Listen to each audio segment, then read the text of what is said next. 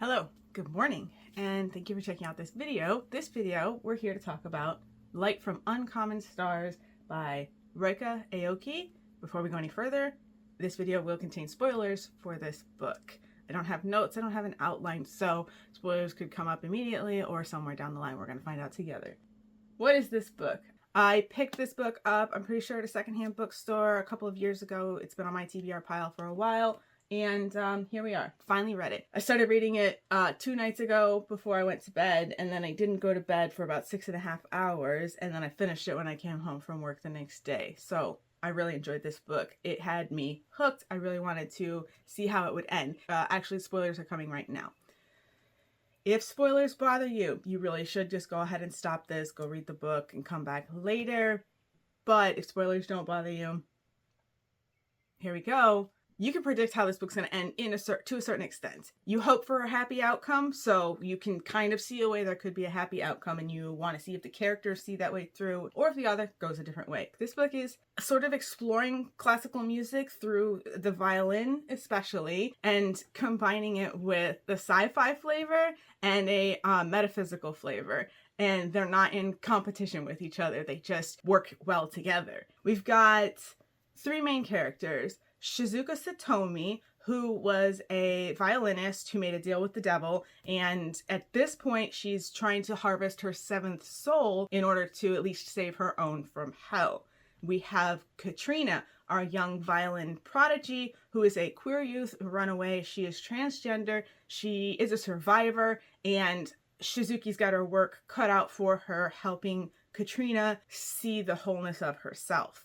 Then there is Lan Tran. Lan Tran is an alien who is an intergalactic refugee who bought a donut shop in San Gabriel, California. And one day Shizuka walks into the donut shop, and after leaving the donut shop, that is where she finds Katrina. So the central tension throughout the book is Shizuka really going to turn over Katrina to her handler, her demon handler, named Tremont Philippe, or is the predicted outcome going to happen? She's going to sacrifice herself instead, or let herself go instead of Katrina. Katrina will get to go ahead and live freely with her soul intact. And then there is the romance element. It's perfect between Shizuki and Lan Tran. Lan Tran, as I mentioned, she is an intergalactic refugee. She has brought along her auntie and her 4 children. Her first child did not make it to life, but she was able to sort of salvage some of that infant neural network and upload it to a computer system to ultimately create some sort of a computer program of her first child. And then she has her son, and then she has, who is teenage 15, 16 equivalent, and then her twin children, 12, 13 equivalent. Very helpful, very energetic. And her auntie is Floresta, her auntie is auntie. I looked up what Floresta means. It's a Portuguese or Spanish word kind of meaning lush forest, which is very nice.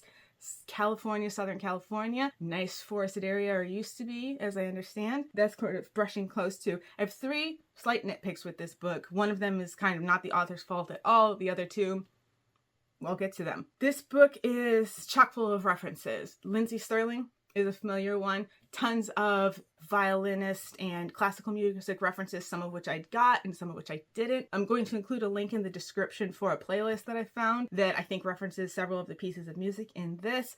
I haven't listened to it yet. I just finished this last night, and I will listen to that going forward though. And then there's the philosophy side of it. This book made me feel connected to the universe.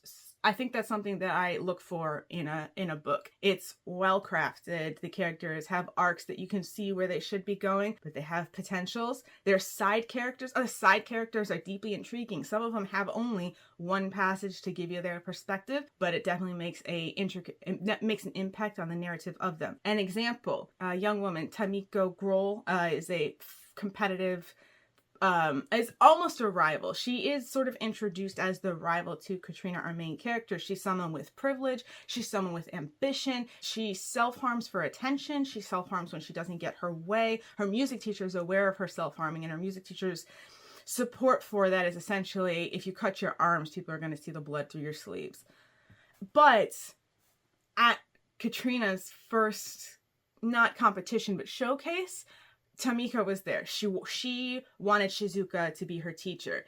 And then the rumor got around that Shizuka had taken on this untrained queer prodigy, just this unknown. And Tamika had to find out who this was. Katrina gets on stage, the MC immediately misgenders her, and that's the kind of thing that could pull the rug out from under anybody. And Tamika is the one to scream from the crowd, "She's a girl, you idiot." That is what Katrina needed, the one friendly face in the blackness of the audience when you're standing on the stage blinded by the spotlights. So her potential rival, up till that point in the book, had been set up as. But that's also the last time we see Tamiko, because she goes up on stage after that. There's a line in it where even the audience senses that something broke that night with Tamiko. Like, she's playing from heartbreak after listening to Katrina and realizing that even though Katrina is untrained, she's also already on another level beyond Tamiko. And perhaps that's why Shizuka chose her. So the donut shop is Stargate Donut with 2 R's to avoid any copyright issues. That includes a video game, but no explicit reference to the TV series or movie. Lan Tran is building a Stargate. Why? Is a question through the whole book. She, like I said, she's a refugee. She's getting away from the collapsing galactic empire. Why is she building a Stargate that is ostensibly to reconnect to the empire because of plot reasons? I'll let you read why. And then the answer comes at the end. How do you trick the devil? How do you make a deal with the devil and get out with your soul? You have an alien girlfriend. So Lan Tran, backing up.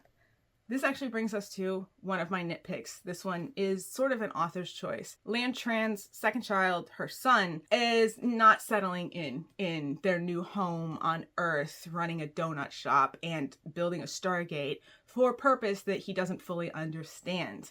Ultimately, he kills 2 humans, and his mother puts him in stasis until she can figure out how to help him. And that's it for him for the rest of the book. I wish there was a little more resolution for his direction. By the end of the book, Lan Tran, his mother, has boarded him on a small spacecraft, and she is sort of headed back towards their timeline, I guess, to try and find some help for him. And that's all we got. I don't know. I wish there was some more resolution, clarity, or direction for where that character was going. All right, so midway through the book, we've got that situation with Margus. He's taken out of the plot, and they know they need to get him out to space, but who's going to go? Because he can't fly the ship, and whoever goes is going to be alone and possibly have no chance to come back. And these, this little family has just found itself their safe haven. They're basically established now. So they're going to lose somebody if they do that. All right. But I said, how do you cheat the devil of your soul? You have an alien girlfriend who has a ship and a Stargate ready to go to get you out of there.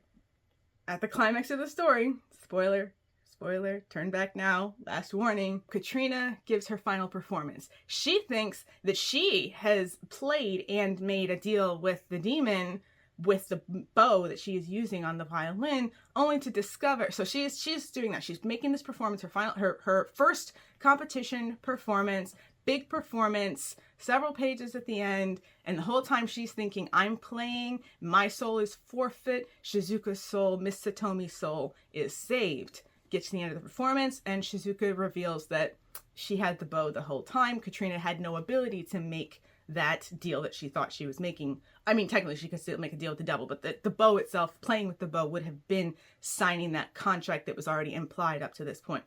The contract remains unsigned. Shizuka's soul is forfeit until midnight, or will be forfeit at midnight of that day. They go home. Shizuka gives her own violin performance for the first time essentially in 50 years. And then at midnight, when the demon shows up to claim her soul, and he declares that he has claimed her soul, and he sends the fireball at her, and where'd she go? Lan Tran teleported her, whatever, beamed her up onto this little runaround spaceship that, all right, and so she sends it towards the big donut that they have on their donut shop that has been transformed into a Stargate. They're having some trouble getting the power to the Stargate. And her computer programmed daughter, reference, you're not slick, pulls a crazy Ivan. I love that TV series. You're not getting that one by me. She pulls a crazy Ivan. Shirley pulls a crazy Ivan. I love it. And to top it all off, they had discussed earlier in the book using the tectonic energy of California to power the Stargate. So in this critical moment, whatever it is they do, they tap into the tectonic potential of California. Seismologists studying Southern California are freaked out by the sudden stillness of the entire planet in that area. And as I interpret it, essentially they just discharge whatever tectonic tension is sitting there on that San Andreas Fault area waiting for the major quake. They just dispelled that tension for now, at least, to power this Stargate. And again, the implication, the Stargate was proposed as a tourist destination for other intergalactic characters or refugees. So if they keep powering the Stargate using that tectonic tension, they could potentially, prevent Southern California from shaking off the coast for at least a little while. Or they could trigger a more major quake there or elsewhere. That's definitely also a possibility, but I don't need resolution for that one. So that's kind of the climax of the story. That's how you cheat the devil of your soul. You have an alien girlfriend who can teleport you away from Earth, because in this book, the metaphysic is not in competition with the scientific. When Shizuka first sort of tells Lantran about her deal with the devil, Lantran sort of thinks it's symbolic because, she just does. But as she researches and realizes, she's like, this may not be symbolic after all. And part of that is because on Earth, there is zero record anywhere of Shizuka Satomi playing. There's nothing. But they couldn't erase the radio waves, the broadcast waves that went out into space. And that's how first Shirley was able to find this data from their ship's logs, from their journey towards Earth, receiving information from Earth so that they could prepare for their landing in this sort of backwater, underdeveloped planet. So yeah, I had to talk about the crazy Ivan, and that's how you cheat the devil of your soul. You let him think the contract is fulfilled so that he can't turn and take Katrina's soul anyway and get teleported out of there, pull the crazy Ivan, and go off into space. Out in space, Shizuka and Lan are bringing music to dying civilizations, war-torn civilizations, reconnecting them to their own music. Light from uncommon stars is a phrase at the end of the book, almost on the last page, from a character who we've never seen before. She's just looking for a job, and she walks into the donut shop where Floresta is more than ready to welcome her. And I thought about, so light from uncommon stars, we call, our performers our stars. A light from uncommon stars besides our good star and the others. What else do I want to say about this book before I get to my other two very slight nitpicks? Okay, I just flipped over to this page. So the San Gabriel Valley resembled, and for those of us not from Southern California and its urban particularities, Raika Aoki offers us, the San Gabriel Valley resembled an Asian American monopoly board. Cambodians, Chinese, Vietnamese, Laotians, Vietnamese, Chinese, a few Koreans, even some Japanese crisscrossed past the working class neighborhoods of Rosemead, Monterey Park, El Monte, through middle class Temple City, San Gabriel, and Alhambra, all the way up to Boardwalk and Park Place, San Marino, and Arcadia, where Shizuka was arriving now. That's right up in chapter 2, laying the groundwork for some of the places actually that we're going to see elsewhere. Another thing, right early on, they mentioned this, oh gosh, let me get to the page. So this one was one where they introduced a location right here in chapter 2, and then it came up towards the climax of the book. And it was one of those ones where you're mentioning that spot, and I know that's going to come up at the end. It's in there just right. It's the Shinhwa Phoenix Hall, which is where we first see Tamiko and the implication that she could be a rival for a competition. Shizuka's checking her out and they determine she is not going to be the seventh soul. And it mentions a construction site that is shrouded in covers, the Shinhwa Phoenix Investment Bank, XPIB. Okay, it's a golden friendship pavilion that is due to open next year, and ultimately, that is the site of the final climax. What is it? You don't put a gun on the stage in the first act and then not have it go off by the third act, something like that. Chekhov's gun. That's what it is. Okay, one more thing. I got it. One last thing before I get to my nitpicks. one of the major benefits when you just read a variety of books is you can learn something in one book, and then when you pick up your next book, you're like, oh, I know what that thing is because I read it in this other book. There's a reference in this book to the Carrara marble, right? The Xinhua, the XPIB and their Golden Friendship Pavilion is built with Carrara marble. I happen to actually be aware of what Carrara marble is because of this book right here. Oops, wrong page. This book right here. And do you see that marble? Or is the sunlight blurring out the page? That is the query for Carrara marble. Cloud-high quarry in the Alpine Alps near Carrara, Italy yields one of the world's most famous marbles, which brought splendor to imperial Rome. Skipping down, quarrying revived in the Renaissance. The great sculptor Michelangelo chose Carrara marble for masterpieces inspired by classical statuary. Today, sculptors from many lands live in and near Carrara. This was some background knowledge that I had coming into that book, that when she brought up Carrara, I was like, I know what that is. I understand the significance. Rika Aoki. I understand the significance of that marble in that Chinese-built bank, investment bank, Golden Friendship Pavilion. I very much enjoyed this book. 5-star read. Absolutely recommend. No reservations. All right, I said one of my nitpicks, which is the sort of lack of resolution for Marcus, which can't have everything. So like I said, it's a minor nitpick. Second minor nitpick, kind of not the author's fault. There's some typographical errors in here. Like there's at least 10 overall of like an article A missing, or and what repeated, or towards the end, Astrid, Shizuka's housekeeper who has been with her for decades, brings her Shizuka her violin. Her Shizuka her violin. I think that's exactly what it says there. Earlier, when Shizuka is at a cafe alone with Tremont Philippe the demon, Katrina's name is used instead, even though Katrina at this point has no idea that Tremont Philippe exists or there's a deal with the devil going on at all. So that's a basic error that an editor should have caught. And that actually I would not put on the author because this is a professionally published book by Tor Books. And I don't actually demand perfection from books. Up to 3 errors like that, I just don't even notice it. But it was enough in this. It was at least 8 or 10 times that I noticed it. Slight nitpick. And I'm just like, come on, this is a great book. It could be perfect. Almost. Whatever. I noticed it. It's there. Don't let it stop you from reading the book. The last minor nitpick is something, one of the things that elevates a book for me is if it has nothing to do with Indigenous Americans, Native Americans, but it still includes some acknowledgement that they still exist and they were the predominant caretakers of the North American continent and Central America for thousands of years. Southern California. No, California. This map behind me. Native tribes of North America, Central America, and the Caribbean. I know you really can't see the entirety of it because it is tucked back here and the angle of my camera and the bookshelf and all that. But what you can see is here and here, where we've got California and Baja, crammed full of names, just like the whole rest of this map is.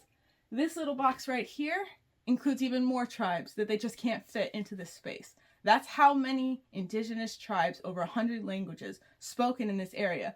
Thinking about making this video, looking at this map, looking in the area, Gabriel Tino, right there, a tribe. I'm guessing that's where the San Gabriel Valley area is.